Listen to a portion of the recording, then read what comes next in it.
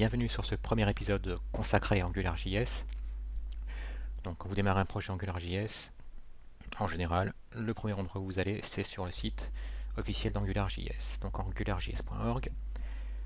À partir de là, les choses sont assez claires. Vous avez un bouton download qui vous permet de télécharger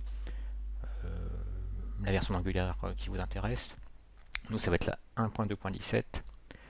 On va choisir la version uncompressed parce qu'elle est très commentée, donc ça permet d'aller voir dans le code source quand la curiosité ou la nécessité l'impose.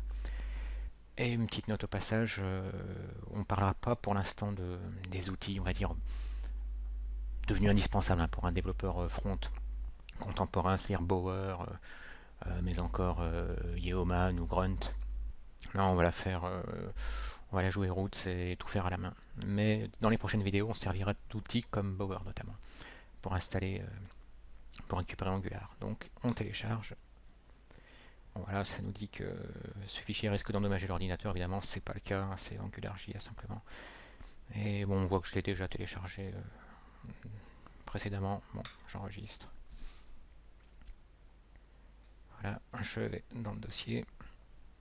Bon, je vais récupérer la version que j'avais récupérée cet après-midi. Et à partir de là, on a presque tout ce qu'il faut pour démarrer notre nouveau projet. C'est-à-dire, on va simplement créer un nouveau répertoire. Hop, on va l'appeler Musicians, puisqu'on va... Voilà.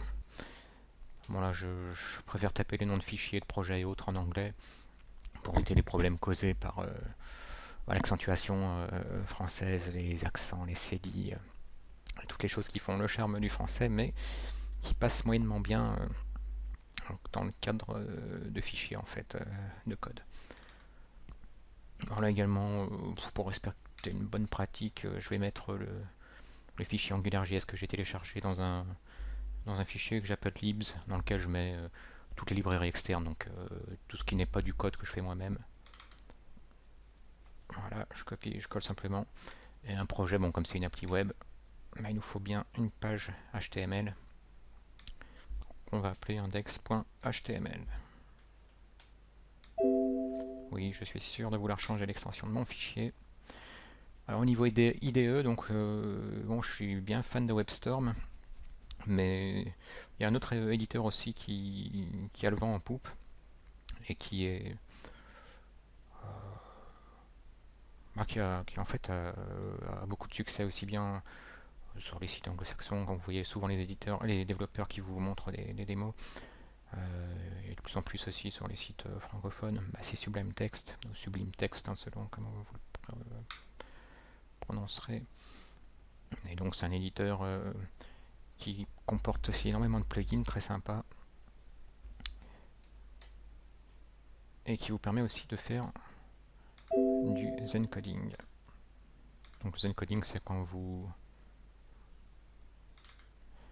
par exemple là je tape juste HTML, tab, vous voyez ça me crée le squelette de ma page HTML, et il y a pas mal d'autres situations dans lesquelles en fait vous êtes assisté également au niveau de la frappe.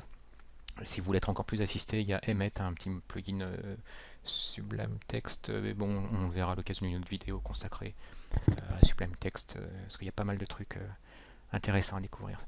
Mais là, donc simplement, on vient de créer le squelette de notre page HTML. Bon, on va lui donner un nom également, enfin un titre, musician ou musicien là, puisque là, ce sera ce qui sera affiché dans notre onglet. Il faut qu'on référence également donc notre script Angular.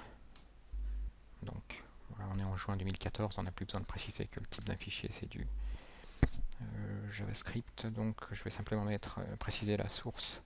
Notre fichier se trouve donc dans libs angular.js, dans libs.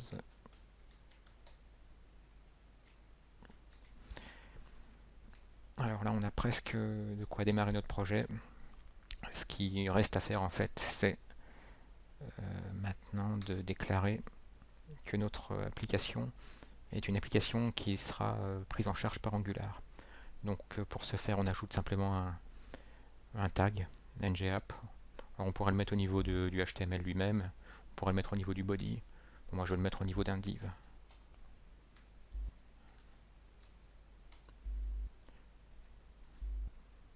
NGApp. Donc ça, c'est ce qu'on appelle dans la terminologie Angular, c'est une directive. Donc les directives peuvent prendre plusieurs formes, dont la forme d'un attribut. Donc c'est un attribut maintenant NGApp de notre div.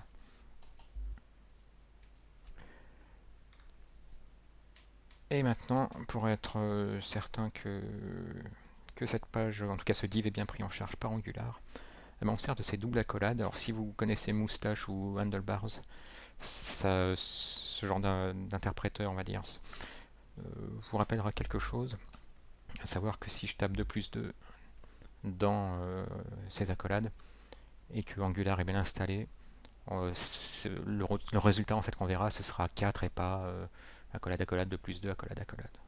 On sauvegarde et on lance notre projet. Alors moi par défaut c'est Chrome qui se lance. Voilà, donc vous voyez on voit 4 au lieu de 2+2 accolade. Ce qui arrive fréquemment quand on... Bon, je sais pas, si vous vous trompez de chemin, par exemple si je mettais libs au lieu de lib. Bon, là vous voyez, là on verrait de nouveau le contenu non interprété. Et pareillement, si vous aviez oublié de mettre la directive ngapp, votre div n'aurait pas été pris en charge par Angular.